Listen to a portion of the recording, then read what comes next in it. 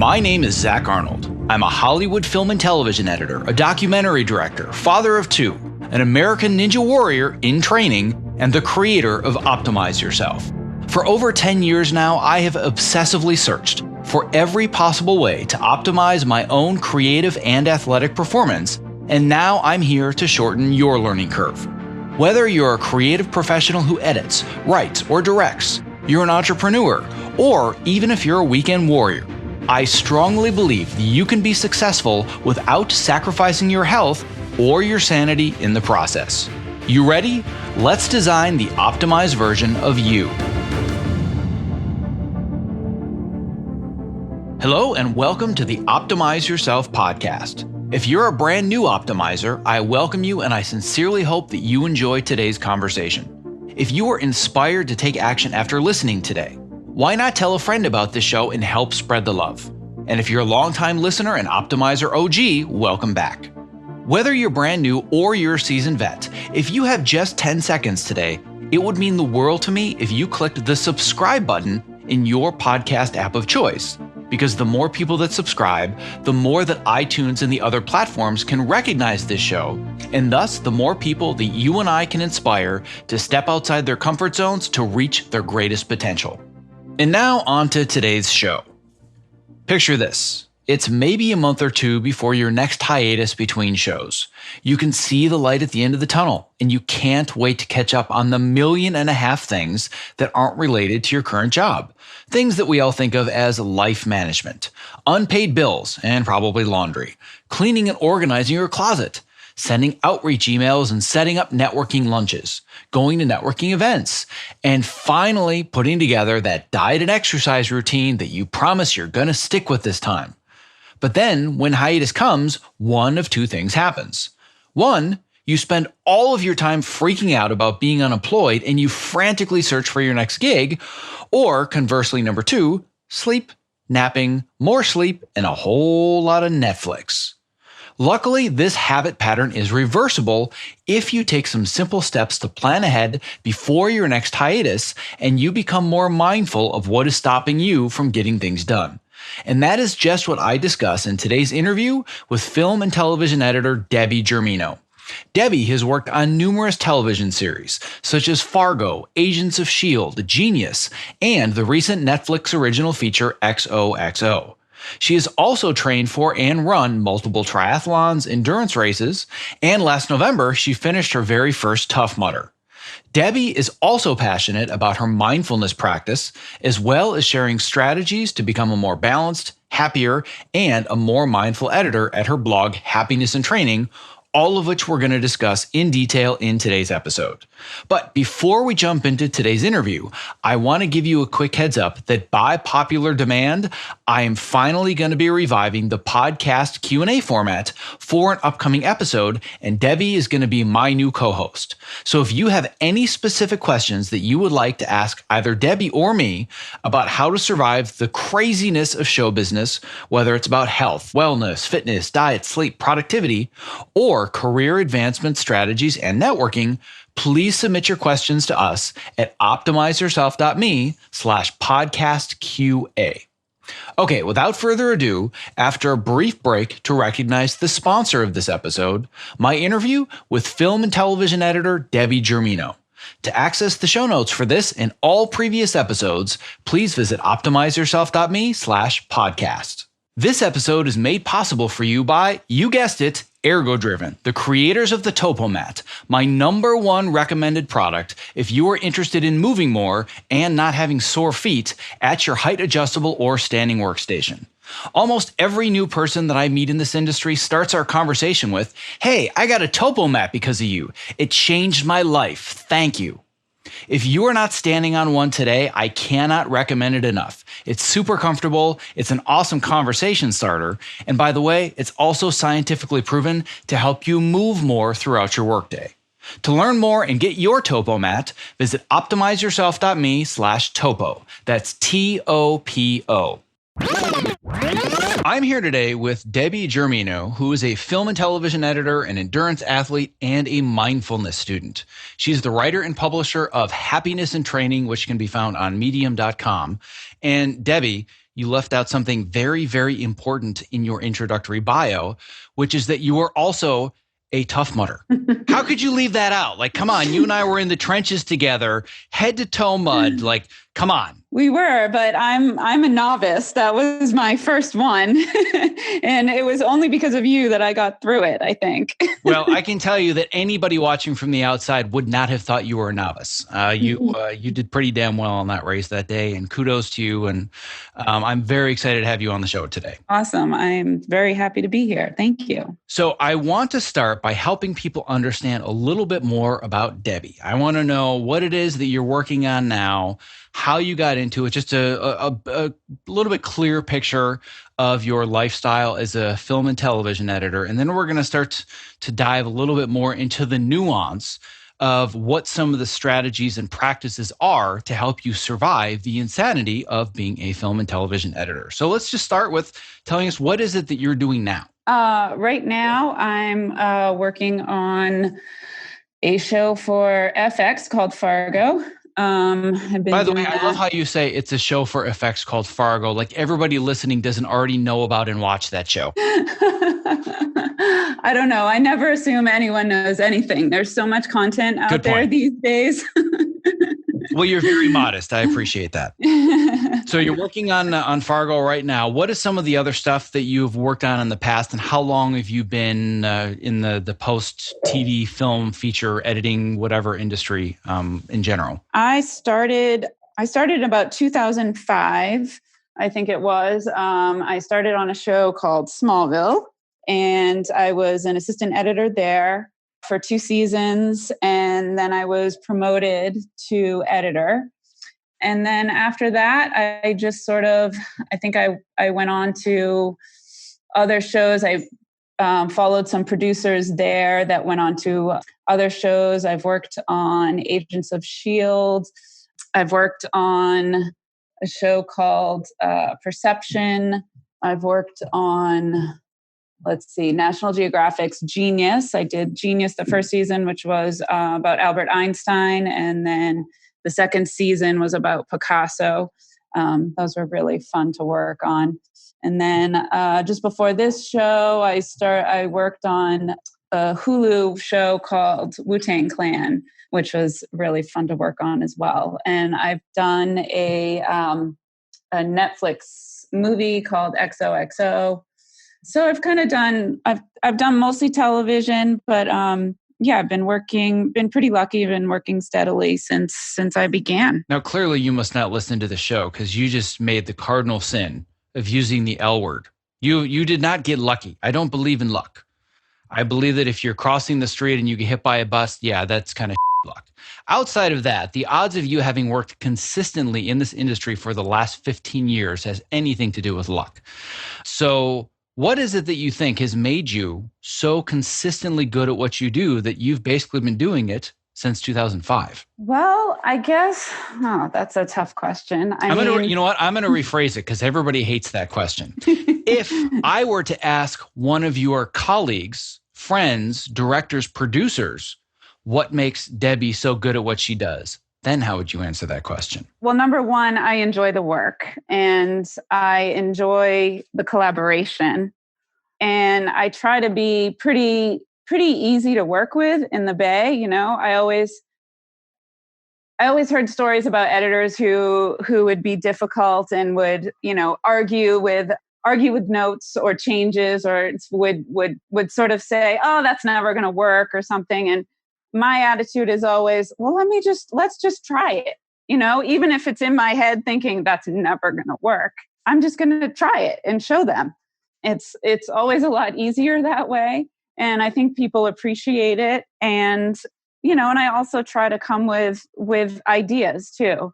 And I try to always show, alternate versions of things, or try to anticipate problems that people have and try to come up with solutions for the problems, rather than just saying, oh, well, this isn't working and blah, blah, blah. I try to, kind of have an idea about what we could do to fix, whether it's a script problem or, something was directed wrong or the acting wasn't up to par or something.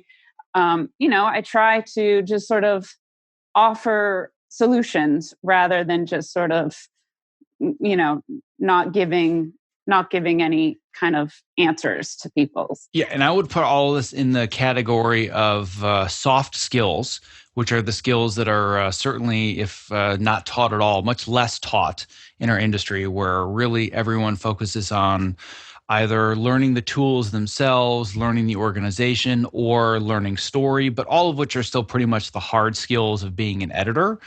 However, being great in the room and being able to manage a room is a much softer skill that I feel that very few people focus on or see as important as the hard skills of being a storyteller or being a technician. So I'm curious, and there's no doubt in my mind, and you and I have never worked together before. We've never shared a wall. I've never seen anything that you've cut other than maybe by default, not realizing a few of the episodes of Fargo might have been yours. But I haven't done a deep dive into analyzing your editorial choices and your storytelling skills. But just based on your resume and based on the consistency of it, I can already say I feel very confident about the fact that you must be very, very good in the room. Would you agree with that? In the room, meaning like with the producer and working with the producer or director? Yes, the collaborative process, being able to manage a room and being good in the room when you're dealing with collaborators. Yeah, it's definitely been a skill that I've kind of tried to develop over the years. And I had a really great teacher who was my editor when I was assistant editing on Smallville.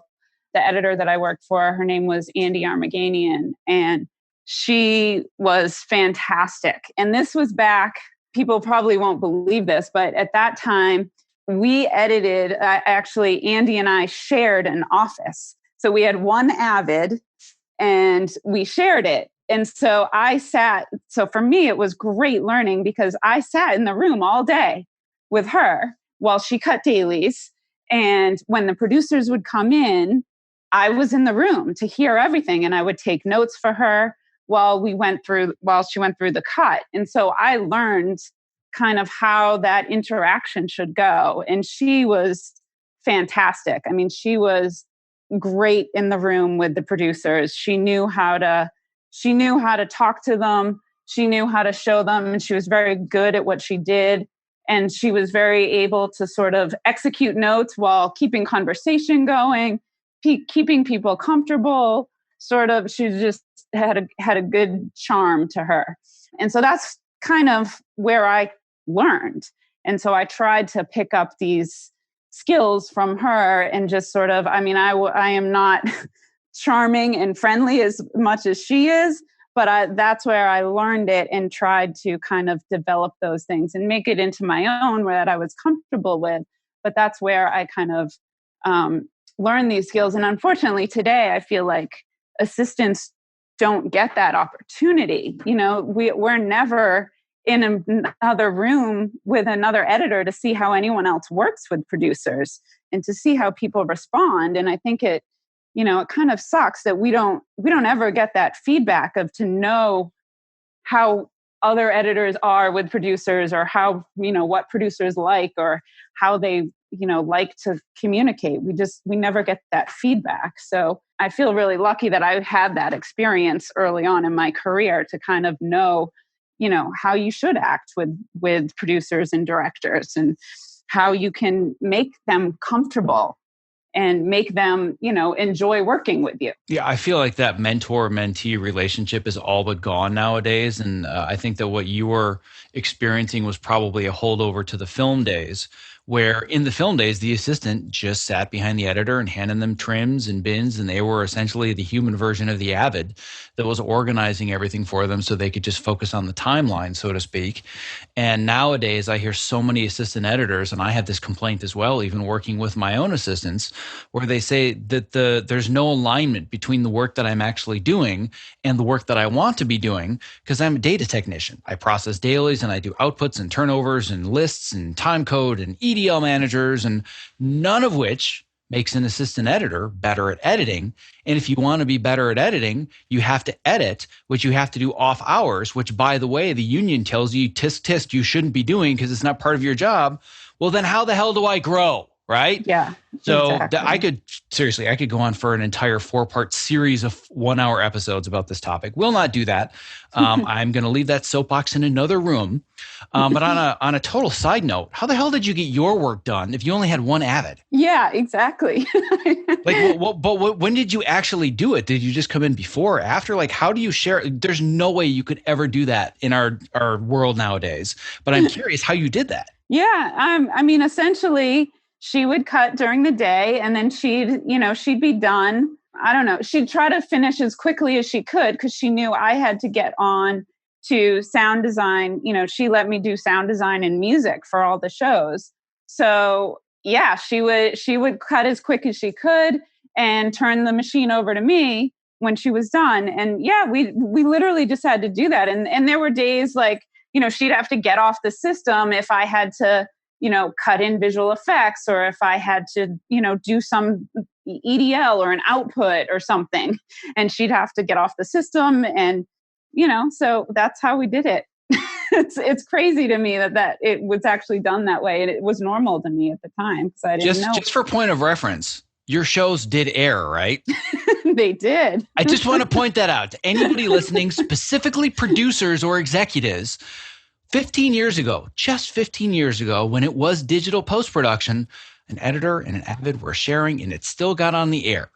So wherever the volume of work came from in the last 15 years, where instead of 2 people sharing an Avid for 12 hours a day, you now need 1 person on it for 12 hours a day and another person on it for 12 hours a day, for a grand total of 24 hours in a day of being on an Avid with one team. There's some disconnect there. Just saying. Mm-hmm. Mm-hmm. Not going to go too deep into any of that, but it's a fun little tangent, and I'm just going to throw that out there for anybody listening. So what I want to talk about next is this idea that being great in the room, managing people, being able to manage the anxieties that we deal with in our job. I'm guessing that's something that you just weren't inherently born with as a skill, correct? Absolutely not. No, so I'm guessing that at some point there was a moment when you realized, I'm going to have to find some way to survive the brutality of this industry, the hours and the stress and the anxiety and all of the mental health issues and the physical health issues. So was there a point at which you kind of had this aha realization that, I think I might have to find a better way to deal with this? Yes, for sure. For me, it was actually probably about 5 years ago that I read the book, The 4-Hour Workweek by Tim Ferriss. And it made me realize that the model that we have for working really hard while we're young and saving up all our money so that we could retire at 65 or 70 and then start enjoying life was just an absurd model. Like, it's just like, why would anyone buy into that? And that was just reading that book really hit home for me that, like, wow, that is really dumb. Why are we doing this? And it opened my eyes to actually see, okay, there are other options here. We don't have to like kill ourselves to enjoy life later. Like, life is here now. We need to enjoy it now. And so it was at that point where I started researching about happiness. I started reading about the science behind happiness.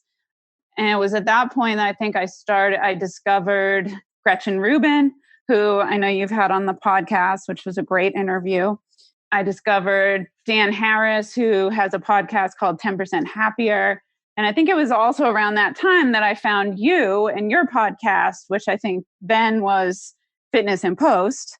And I just started trying to implement these other things into my life, which at the time I was already into health and fitness, and I was already kind of into exercise and working out and training for marathons and triathlons. But, there were all these, like you said, all these issues coming up about, just working too much, and like, work wasn't the only thing in life. I had to, there had to be other things. And so that's when I really started kind of researching this stuff and looking into it. And then at the time, I felt like I wanted to do more. As much as I loved editing, I felt like there was more. I wanted, some more fulfillment in my life. And I think it was at that time I started writing about the stuff that I was learning about. And I started writing articles about happiness and kind of trying to address some of these issues, some of the issues that you were talking about that at the time too. The whole, work-life balance and how to deal with, especially in our industry, how to deal with being a freelance employee and being on a project-to-project basis and always feeling like, when you're working, you're just waiting till you're on hiatus. And when you're on hiatus, you're just looking for your next job. And so it just felt like it was always like, well, I'll be happy when, and whatever that when was, like, I'll be happy when I get a job, or I'll be happy when I'm off and then I have time off to myself. And we're never happy in the moment. And so that's when I started getting into mindfulness and meditation, and really just understanding that, life is here now and we have to enjoy it while it's in front of us. Yeah, that doesn't really apply to film editors, though, right? Film and TV editors. We just need to get the work done. And then the union tells us that we're getting a good amount putting towards our pension. So then when we get our pension, then that's when we're supposed to start living life. Clearly, I've got it all wrong. Exactly. Right? Exactly. Because the hiatus just never comes, ever. Right? Mm-hmm. I hear this all the time. I just had this conversation on a coaching call this morning where somebody says, yeah, I wanted to do this and that and the other thing, but I'm just going to have to wait until the hiatus comes and then I can get started. Yeah. But then I'll have people, and it's so funny. If I could just play all of these calls together, you hear these competing viewpoints where somebody says, well, I can't focus on my health or my well-being because hiatus needs to come first. And then I have people that will come to my calls that are maybe doing introductory calls that haven't signed up yet. And they'll say, well, I really want to get into health and fitness and well-being, and I want to start taking care of myself, but I can't because I'm looking for work right now. So I'm going to really focus on this stuff when I have the stability of my next job. Well, when is it? Mm-hmm. Right? Mm-hmm. Like, which one is it going to be? We get in this endless cycle where we think that we're going to take care of ourselves when the next hiatus comes, but there's no way that there's time to do that, because when the next hiatus comes, then we need to find the next job. And it's just this vicious cycle that comes over and over and over. And the only time to start doing this stuff is now. Exactly. It becomes an endless rat race, right? Like, we're just in this cycle of like, well, when this comes and I'll have time. And it's like, no, we've got to do it now. And the thing that I've discovered is that work-life balance is not about having everything equal at the same time. It's about figuring out what needs priority, but also keeping everything else in place. While certain things will take priority and will require more of your time at certain times, but all those other things, all those other facets of life that need to be managed, they still have their place. And it's just about shifting around the quantity of time in each one of those little facets. Yeah, I think a big fallacy when using the term work-life balance is you picture a scale and everything is equally balanced. Well, my health is balanced with my family time, which is balanced with my work time, which is balanced with my meditation time, which is balanced with me, doing my mindful walking practice, which is balanced with me dieting. Guess what? There's only 24 hours, right? There's only so much time in the day. Balance is never going to occur with the amount of external and internal responsibilities and expectations that we have. So the term that I have been using, and I actually do an entire podcast about this, I think I did it a year or two ago, and I can put a link to the show notes for this episode. But what I talk about is work-life presence. So it's not about, do I have everything balanced? It's, am I present with the things that I am doing? And like you said, are they prioritized accordingly? So if I'm working on a show, like I just got off of finishing Cobra Kai, which is going to be timely for our conversation coming up. But I went through this transition period where, and this is something I talked about with Walter Murch a couple of years ago as well, where it's kind of like you have the hiatus flu. You just don't feel like yourself. And he equates it to being on a cruise ship for months. And then you get on land and you're like, whoa, this feels really weird. Like having all of this free time all of a sudden is overwhelming. You're like, oh my God, what do I do with all this? And I'm exhausted and I don't feel like cleaning out the closets that I've had on my list for 9 months or going to the gym 5 days a week. Like all I want to do is flip and watch Netflix and sleep all day long. Right. And that's because we put all of this stuff aside because it was work. But like for me, I know that if I'm going to be on a show for 4 or 5 months, that most of my presence is going to be towards that show, being creative for that show and putting my time there, but also knowing that even though on the scales, the number of hours with family is less, I need to be equally present with them because that's still important. But then there are other areas of presence when it comes to the website, when it comes to the podcast, with blog articles. Those things just aren't going to happen. So what I will do is I will plan in advance and I will bulk process them. So to the outside world, they're thinking, oh my God, he's on Cobra Kai and he's training for Ninja Warrior and he's doing podcasts. How is all this possible? Well, it's not. I don't want to set an unrealistic expectation. It's because I very, very strategically plan my time so I can bulk process the things that I don't have time to be intentional for. So my ninja training, the quantity of it goes down. The quality does not, but the quantity goes down. I do almost nothing website related, and all of that was done beforehand. And all of my energy creatively is going into editing the show, but I make sure enough physical energy is left over for my family. But then when the hiatus comes, oh boy, like you want to talk about a transition period.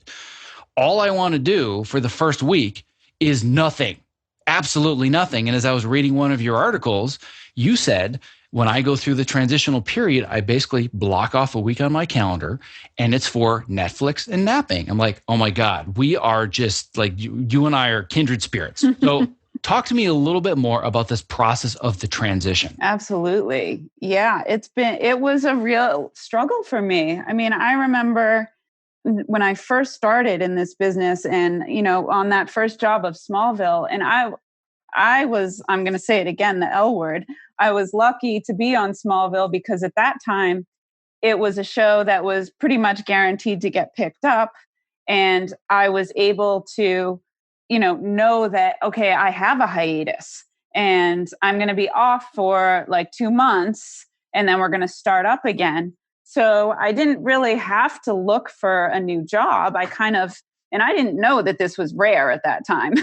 That's the holy grail. That's not rare. I mean, that is like everybody wants that and it doesn't exist anymore. It doesn't exist anymore. But at that time, I did not handle that well at all. I freaked out when I was on hiatus and everyone would tell me, oh, you're so lucky. My friends that had steady jobs, they'd say, oh, you're so lucky. You don't have to go to work. You have like a couple months off. That's amazing. And I'd say, but I'm not getting paid. And I would just freak out. Like I felt like my identity was gone because I didn't have a job to go to every day.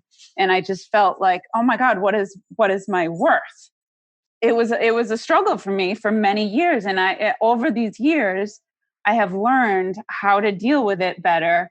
And I have learned that one thing that I do is keeping a routine, like keeping my same routine. I know a lot of people, go on hiatus and they're just like, oh, I'm sleeping all day and I'm just like wasting my time. And for me, it's more about, okay, I have a routine in the morning. I exercise pretty much every day. I have a meditation that I do in the morning. And I keep these certain routines. I still eat the same way. I still, I try to eat healthy. And I try not to change those things because those are the foundation of my happiness, really. And so whether it's, whether I have a job to go to or not, it is still, these are the things that keep me happy and keep me focused. So those are the kind of things that you have to keep in place even when your routine shifts. So walk me through then just a little bit more detail what it is that's fixed for you versus what's interchangeable based on whether or not you're working. Everybody in this show that listens to it, I know they love detail because they email me wanting to ask more questions all the time. So give me a little bit more detail what your day or your week looks like from a habit perspective, no matter whether you're working or not. Okay. So basically, I'm pretty strict with my eating. I guess it would be my eating, my exercise, my sleep, and my meditation. Those are kind of the four things that I don't really let change, whether I'm working or not. And so that for me means I wake up anywhere between 4:30 and 5:30 every day. I start my day with either, depending on if I'm training for an event or if I'm in between events, I start my day with some sort of exercise, whether it's swimming, biking, running, strength, yoga, one of those things. And then usually before that, I do a meditation. It's kind of the first thing that I do in the morning. And then I go and I do whatever practice, whatever training I have. And then I basically go to bed usually between 9 and 10 every night because I've learned that sleep is vital. There's really no substitute for sleep. And when I don't get between 6.5 to 7.5 or 8 hours of sleep a night, everything suffers. My mood suffers, my energy suffers, my creativity suffers, my productivity suffers, all of it. So those are non-negotiables for me, along with my eating. I pretty much make all my meals every day. I go to the farmer's market every week and get my food from the farmer's market. So I have food for the week and I prepare it. When I'm working, I bring my lunch to work every day. If necessary, I bring my breakfast and or dinner to work, and I just have to plan ahead. So those are kind of the non-negotiables as far as whether I'm working or not. Those are the things that I have to keep in place and make sure that, these are the things that are going to keep me balanced and happy. Well, now the big overarching question that I have, and I can guarantee everybody listening has the same question. Yeah, but how? Like, what? How are you doing that? So let's break this down so it's not quite so overwhelming for you. First question, speaking of when you wake up in the mornings, are you naturally wired that way? Is that your natural circadian rhythm that even without an alarm clock, you'd pretty much be up at about 4:30 to 5:30 in the morning and go to bed at 9 or 10? At this point, yes. I was not always that way, certainly. I've been training for triathlon, I think, since 2011 is when I started. And that was just what I had to do to fit it all in.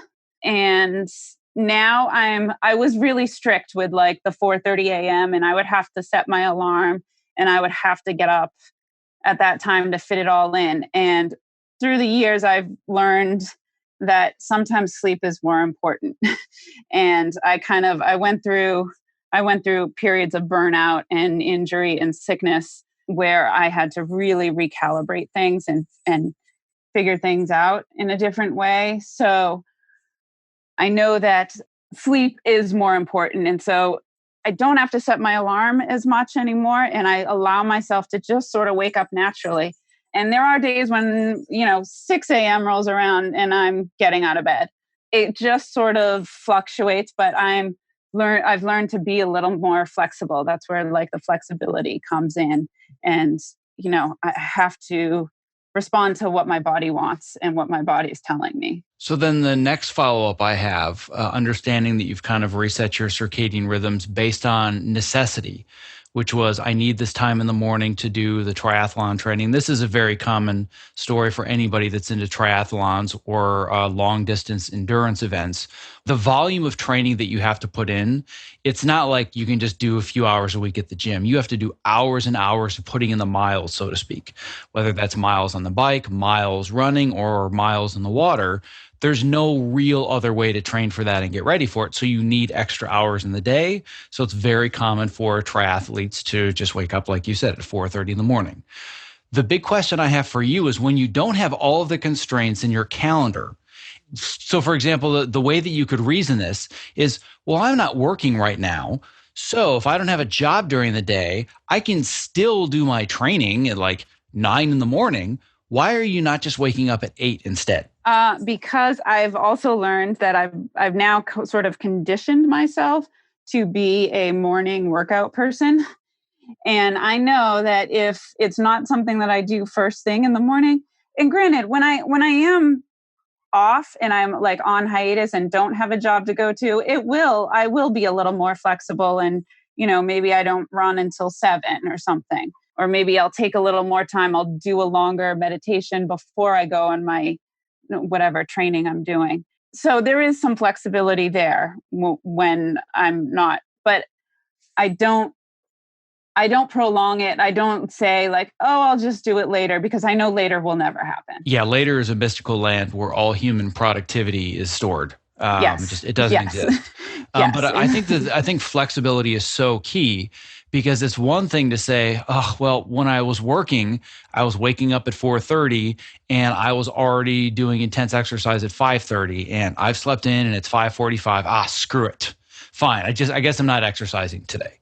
But it sounds like for you, the flexibility is in time, but not so much flexibility with the routine. Exactly. That's exactly what it is. For example, like this past week, I was in editor's cut and I was, working really hard to get my cut done.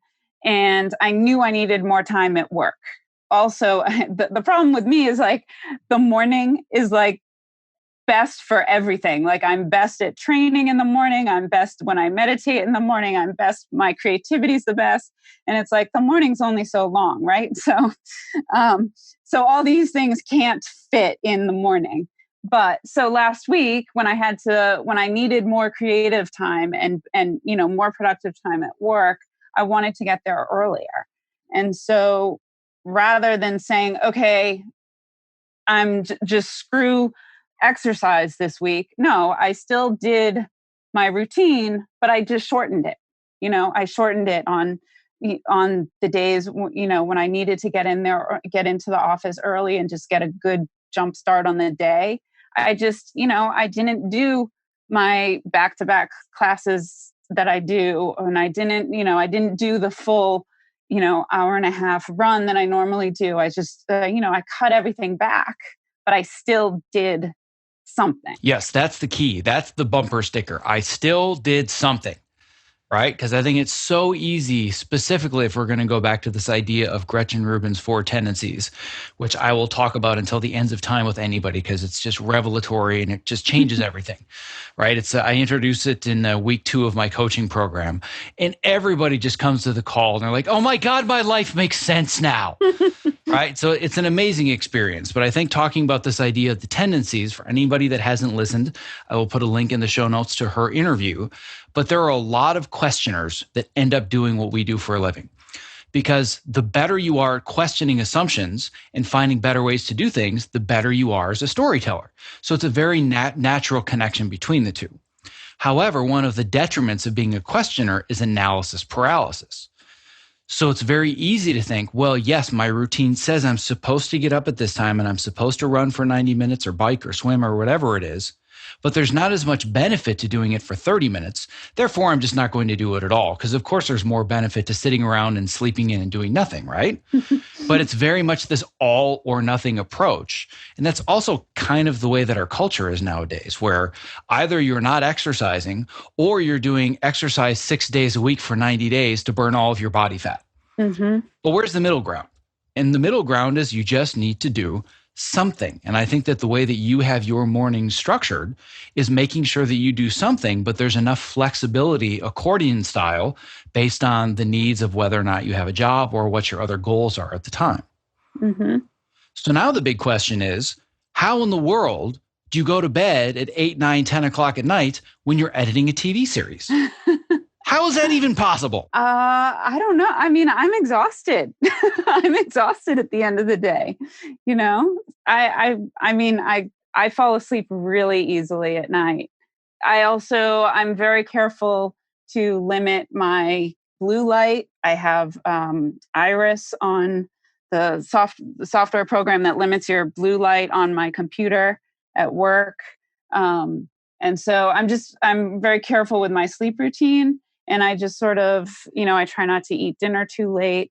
But yeah, I'm able to sleep really easily at night. So when my head hits the pillow, I'm asleep minutes later. I mean, I literally, because I have the Aura ring that tells me my latency, how quickly I fall asleep. And it's like between 3 and 5 minutes every night. Wow. Well, massive shameless plug. I'm going to put show notes for Iris because I did a podcast with the creator of the Iris software. I'm going to put links in the show notes for the Aura Ring because I talked with one of the top product developers at Aura. And I'm also going to put a link in the podcast to my interview with Sean Stevenson, where he talks all about simple actions that you can take to improve the quality and quantity of your sleep. So I'm going to just put a whole smattering of things that are going to help answer any follow-up questions the audience may have about that. But I guess the larger question that I still want an answer to is not so much how do you literally fall asleep at 8 or 9 or 10 o'clock? How do you have all of your work done to be home in time to do that on a regular basis when you're on a show? Well, it's pretty consistent. I will admit that Friday night I was there till 11:30. So I did not quite make my bedtime. But for the most part, yeah, I like I said, I start early. If I know I have a lot of work to do, I start early. I've been lucky not to have a lot of producers that like to work late, which I know is just sort of, you can't, if that happens, you can't really, there's not a lot to do. Though I do kind of say there are times when I've said to producers like, hey, I'm sort of at the end of my rope here and I can't, and I have a dog to get home to and I can't work really late. I've had to do that a couple times. It's not easy, but for the most part, I just sort of get my work done. I work in time blocks. So, which I know you talk about. I was going to say, insert 5 more shameless plugs here. Yeah. Yeah. And that's huge for me. Like I keep to that as consistently as I can. And that really, I find that so effective for my productivity is just working in time blocks. I work 48 minutes and then I take a 10-minute walk and I do that throughout the day. Obviously, when I'm working with producers, that I can't adhere to that. But, I find most of the time producers don't like to sit in the room that long, or at least most of the ones that I work with recently, they're always very, very busy and don't have a lot of time. So they generally sit in the room and, give notes and then go away. So again, the time blocks is huge. It's like, I feel like it's made my productivity so much more efficient. Kind of generally what I do. And I try to get out as quick as I can. I don't think that my parents have ever mentioned to me that I have a twin sister separated at birth, but I'm starting to wonder because it's getting eerie how similar our processes are. And I didn't know any of this going into this call, by the way. So I don't want the audience to think I had some ulterior motive. And it's funny if we think about how you and I actually found each other, so to speak. Do you remember the first time we actually met? I believe it was at Calabasas high school track. It was. I just showed up one morning. I'd sent out an email saying anybody that wants to go run around in circles and get sweaty, show up. And there's Debbie with like 10 other people. And I was like, hey, nice to meet you. And that was it. Yeah. Little did you know that I was going to get you here at some point. Or maybe you did, and this is all part of the grand plan. I'm not sure yet. Oh, God. No, never would I have thought in a million years. But I think it's funny. I'm going back to this idea of doing all the triathlon training. One of the questions that I had asked you right before we were officially recording on the show I said to you, which terrifies you more, the starting line of a Tough Mudder or recording the show today? And what was your response? Oh, this show, absolutely, hands down. And do you remember why you said that? Because I don't talk. I don't Right, talk but a lot. the key was you said because the other one I do more often. Exactly. Right? Maybe not Exactly. Tough Mudder specifically, but when it comes to events, you've been doing these really hard endurance events for years. Mm-hmm. So the only real component of this that you weren't as familiar with was swinging on rings and, going through tunnels covered in mud and whatnot. But as far as the mentality of having to endure something difficult, you've kind of been there, done that for almost a decade now. Mm-hmm. Right? Absolutely. So it's all about doing something consistently so you can become more comfortable with it and it doesn't scare you as much. Yeah. So all that to segue to my next question, which is all of these things about your morning routines, your evening routines, your time blocking, all this is fantastic, but there's no way I can do all of that. It's just too much. I just don't know where to get started and I'm totally overwhelmed. So let's say that we're talking to somebody right now that is saying, I'm about to finish my current job. I'm not sure if I have another job or not, but I know that most likely I have at least a month or two where I'm going to have to find some semblance of a structure to my life. I'm horrible at structure if somebody else doesn't give it to me. Where do I start? Yeah. Great question. I think it's about initially finding a routine, keeping with the routine that you had when you were working. But in that first, when you have that first week, once you finish a job, we always think we're going to be gung ho and be like, oh, I can't wait. I have all this stuff, this huge list of stuff that I want to get done. And I'm going to have all this time to be able to do it. And then it happens and we freeze up, or at least I'll speak for myself. I freeze up and I'm just like, I feel like I'm paralyzed. Like, oh my God, this is what I've been waiting for. Why am I so scared? Why is there like all this anxiety coming up? And I've just found that like these transitions, it's just all it is it's change, right? And as humans, we're not used to change. We don't like change. It makes us nervous. It makes us fearful. It gives us anxiety. So when we enter into change, we kind of, it's like that fight or flight, you kind of, or freeze. And sometimes you freeze and you just end up like numbing out and watching Netflix all day. Well, so what I've done is sort of figured out, okay, well, let's build that in. I know what's coming. I know the anxiety is coming. I know the fear is coming. There's a change in my routine. I don't know what's ahead. I don't know what job might be coming up next. So build in some time to allow that fear and that anxiety to be okay. Like just be okay with it. And, give yourself some time. So allow yourself to sleep in a little bit later and allow yourself to, maybe watch Netflix for a day or two and sort of build in that routine where you can allow yourself the fear and don't beat yourself up about it. And so that's what it is. It's like finding that self-compassion and not beating yourself up when you waste some time watching Netflix. And what I like to do is think of one thing. So one thing that day, like, okay, I'm going to send one email today to network for a new job.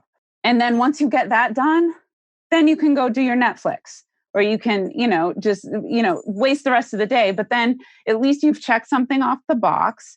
You've done something. And then you can, it's a way to sort of ease into that anxiety, give yourself the idea that you've completed something. And then you can, let yourself off the hook a little bit and not be so, self-deprecating when you end up, freezing and wasting the day, or quote, wasting the day. You can allow yourself build in time for that. Yeah, I think that all of this is absolutely key. And I think that if I were going to have one giant flashing neon light that has one word on it, it's acceptance.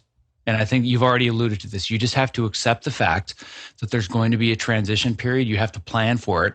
One of the terms that you used in one of your articles when you were talking about this transition, which I love, which I know so many people will identify with, it's this idea that you become an expert procrastinator. I never heard that term before, but I love that, an expert procrastinator. And I'm right there with you too. And one of the processes that I go through that I think is similar to accepting the transition, in my mind, the term that I use is I just got to get this out of my system, right? I desperately just want to sit and veg out and do nothing. So there's two ways that I can go about it. Either I can desperately fight against that, and I can kind of half-assed write the emails or write an article or do whatever I need to do that makes me feel productive, or clean the closet, whatever it might be, always thinking, oh God, this is really hard. I really don't want to be doing this. I just want to watch TV, right? The other side of it is I allow myself a very specific amount of time. So I'll say, you know what, for the next week, other than whatever the most important obligations are on my calendar that I've already created as commitments, I have no other commitments other than I'm going to do nothing and get this crap out of my system, right? So for me, it was a little bit more sporadic than having 1 week broken up. But I'm sure you can relate to this as well, at least from the editor perspective. You get to the point where once you lock picture on the end of a show, you kind of don't have to come in that much, but you're still kind of needed to come in if there's like a fix here, or you have to be on whatever it is. So you can't just disconnect and turn off your phone and your email and like become a hermit, right? So for me, that period was 2 weeks. So I said that for these 2 weeks, there are some things that I want to get done that are life management related, but they were pretty small things, just like, I need to get this taken care of or that taken care of, whatever it was. But it didn't take a lot of energy. It was just kind of, low energy, busy work. And then that was coupled with me watching copious amounts of The Office. But I didn't feel guilty about it because I'm looking at months and months in front of me of productivity that I already have mapped out on my calendar. And I'm just as intentional or present, this idea of work-life presence. The thing I'm being most present about is doing absolutely nothing. Well, it seems like that would be a waste of time, but that has given me so much more energy. And it's like, as soon as I got that out of my system, it's like somebody turned on a light switch and, oh my God, I can't turn it off. There's so much creativity and I'm back into the routines, but I wouldn't have this momentum if I hadn't just given myself that week or week and a half to just watch TV. Absolutely. Absolutely. And it's like, it all really comes down to self-criticism and self-judgment and what we're deeming like productive or not productive. And so for you, you found that 2 weeks of, being able to, take that rest that you need is okay. And you become okay with that. Where we trip up is when we feel like, oh, shit, I wasted the day by doing this. Well, no, if you can give yourself permission, then you don't have that cycle of self-criticism and self-judgment. And then you're just, you're pouring it on and then it feels even worse. And that sort of usually sets you back even further and just makes you want to do less even more. So it's about that self-judgment and letting go of that. Absolutely. And I think the other key too is, like you've talked about, kind of easing into it slowly, keeping some of the routines that you already have constant, but just accepting this fact that it's going to take longer to transition into. Everybody's thinking to themselves, I'm not exercising at all right now because I'm quote unquote too busy and life gets in the way. But as soon as hiatus hits, that's the time. That's when I'm going to start P90X and I'm going to exercise 6 days a week. It's never going to happen in that transition. But if you can, so if you find just this one little thing like you're talking about, for me, it was the same, where my ninja training during Cobra Kai, like it was not great. I'm not terribly happy with the position that I left myself in. And you've talked about this too, where you have this image in your mind of this is where I was in the past. Here's where I am now, but I can't go back to where I was in the past. There's some place that I have to get in the future, right? But I knew that during this transitional period, I'm not just going to get back to training where I was in August before Cobra Kai. And that's what I would have done in the past. Well, here was my training regimen the day before I started work. Therefore, that needs to be my training regimen the day after I'm done. Except this time I'm like, screw it. I'm just going to pick one thing that I was doing before. I'm going to do that once a week for a couple of weeks.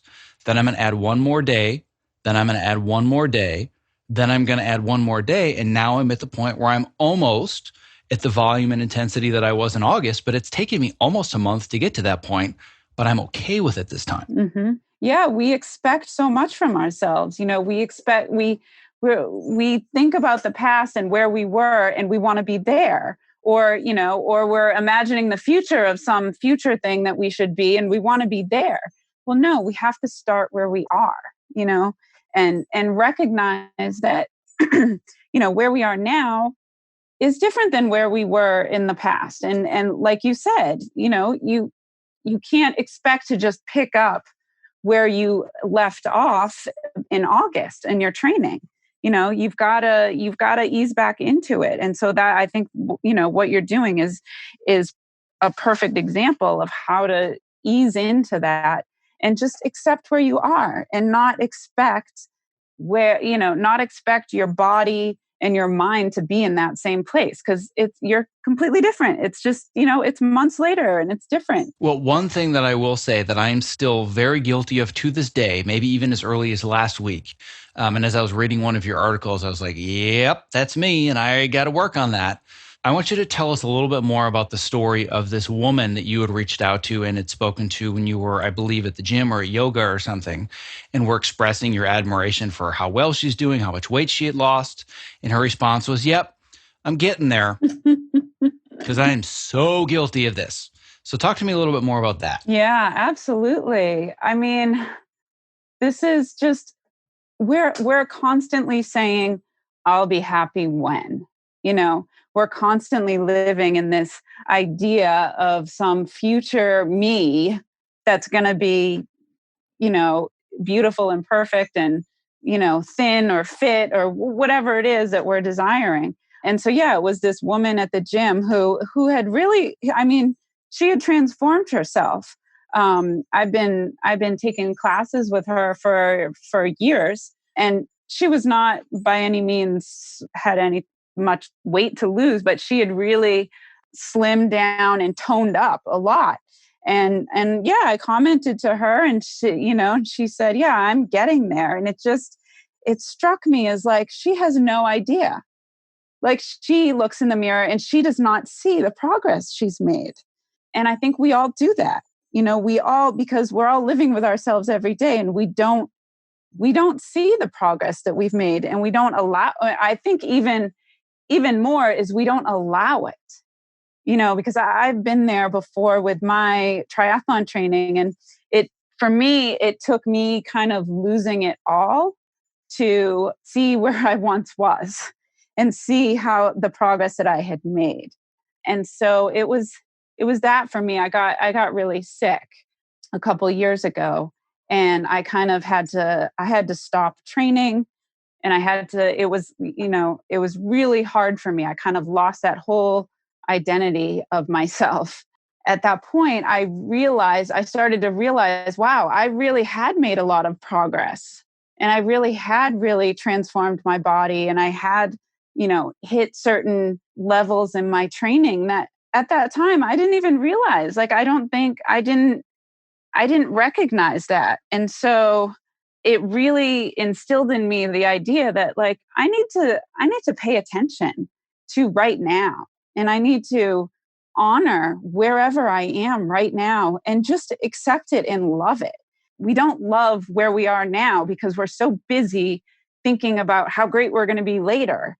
Once I do all this, and once I get this great job, and once I lose this weight, and whatever it is we're thinking about, well, that's like what Pema Chodron says, this great thing that she's a Buddhist, American Buddhist nun, and she talks about how self-improvement is sort of a subtle form of aggression towards who we are right now. And it's so true. Like, I really realized that it's great to want to improve ourselves and get better at things, but where we're getting tripped up is we're not accepting. It's almost like we're rejecting who we are right now. We're saying we're not good enough and we're not enough. No, we're enough. Like, everything that we have in ourselves right now in this very moment is enough. And that's where we kind of we lose it. We forget that, and we don't appreciate that. And so for me, I really feel like it's about finding gratitude and, like you were just saying, acceptance. Accepting where you are and loving that. Just we only have this one moment right now. We only have now, and so we have to find a way to be happy with that. Yeah, and that's of course much easier said than done. In my mind, and I'm very guilty of the "I'm getting there" response, and I've been very aware of it maybe for the last 6 months, where when I've said that to people, it almost it's like off-putting to them, right? So what I've had to teach myself is to respond with "Thank you. I appreciate you saying that," and that's been a struggle because you're right. Like what everybody sees is me right now. And when you compare me right now to me 5 years ago, pretty drastic transformation. So they are seeing me at this present moment and making a comment about me at the present moment. What I see is the version of me that I'm not compared to who I was supposed to be on this given date. So it's a matter of, well, by this period of time on the calendar, this is how much I was supposed to weigh. These are the skills I was supposed to have. This is how much in my mind I was supposed to be training, but I'm not there. But all everybody else sees is all the work that I have put in. And that's all about being aware and being in the present moment, which is something that you have spent years cultivating a practice of doing. So what I want to leave people with today is one simple, small step to get them started with becoming more aware and in the present moment. Yeah, that's great. I love that. Well, I guess if we're talking to people who maybe don't have a meditation practice or don't do that, I'd say you just sort of start with taking 3 breaths. Just sort of taking 3 breaths and noticing how your body feels. And it's going to be really hard. You're going to think like, it sounds really simple, but to actually notice how your body feels while you breathe in and breathe out, like your mind's already going to be off. You'll get through an inhale and an exhale, and then your mind's going to be like thinking about dinner, or this is stupid, or it's gonna have a thought there, and that's okay. It's just about the practice of training your mind and training it to stay present. And it's the ongoing thing. And so to me, if you wanted to start somewhere really small, it would be, just taking 3 breaths in the morning, first thing when you wake up. You could do it when you're lying in bed. You can do it, you could sit down and do it. But whatever, and you won't remember either. If you're not used to doing this, you have to practice just even remembering to do it, because it doesn't come naturally. This is something that we have to train ourselves for. But yeah, I'd say just sort of each morning, maybe just starting the morning with taking 3 slow breaths, just feeling your inhale and feeling your exhale, and just seeing what you notice. It really is just about being present in that moment, feeling the body sensations, and just feeling the breath coming in and out. That simple thing can actually, it really is profound, because if you're someone that wakes up with anxiety or depression or any of those things, or just a lot of emotions, just getting into the body can really start to open you up to just sort of see that things are okay generally, and you can just feel how your body responds when you slow down and just breathe. Simple, but not easy, Mm-hmm. right? I think that is a wonderful, wonderful place to start. And beyond that, another step that I want people to hopefully go, and this is going to require a little bit of an on-the-spot commitment from you on the record on the podcast. But as we've alluded to very briefly offline, I would like to be able to offer you to people listening as a resource, because I have no doubt in my mind that there are people listening to this interview right now, and they may have whiplash from their head nodding up and down emphatically. Yes. Oh my God, this is me. Yes, yes, yes. And I want them to be able to reach out to you, use you as a resource, and possibly even ask some questions that you and I could answer on a future podcast. So how do you feel about that? That sounds awesome. I would love that. I would love to connect with people out there. Well, for anyone that wants to connect with you, whether it is going to be in a future article that you write, a future podcast that you and I record, or if they want to connect with you directly, how can they do so? They can do so by email. They can email me, or I'm on Facebook. It's just Debby Germino on Facebook. They can check out my articles on Medium, which is just medium.com, and you can put my name in, Debby Germino, and it's Debby with a Y. Well, on that note, this has been an absolute pleasure geeking out on all the stuff that I love to talk about. And I love talking about it with a fellow editor that has the same lifestyle and understands all the same challenges that we face. And I hope that there are other people that listen today that also felt the same way. So I cannot thank you enough for prioritizing the time to be present for today's call. So thank you so much for being here. Thank you for having me. This was a pleasure. Thank you for listening to this episode of the Optimize Yourself podcast. To access the show notes for this and all previous episodes, as well as to subscribe so you don't miss future interviews just like this one, please visit optimizeyourself.me/podcast. If you would like to reach out to Debby directly and chat about becoming a more mindful editor, improving your work-life balance, or anything else, she can be reached directly at Debby, and that's Debby, at happinessintraining.com. And as we alluded to at the end of our interview, I will be reviving the podcast Q&A format for an upcoming episode.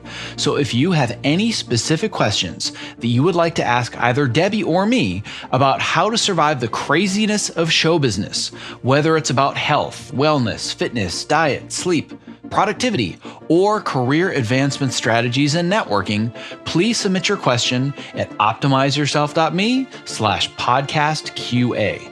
Thank you for listening. Be well.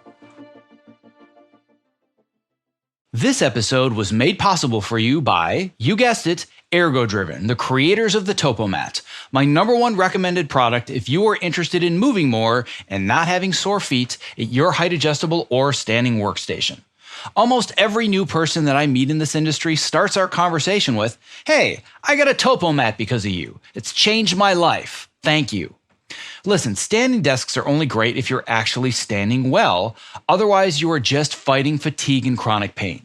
Not like any other anti-fatigue mat, the Topo is scientifically proven to help you move more throughout your day, which helps reduce discomfort and also increases your focus and your productivity. I'm literally standing on one as I read this, and I don't go to a single job without it. And if you're smaller and concerned the Topo mat might be too big, or you simply don't have the floor space, well, there's a Topo Mini for that. To learn more, visit optimizeyourself.me/topo. That's TOPO.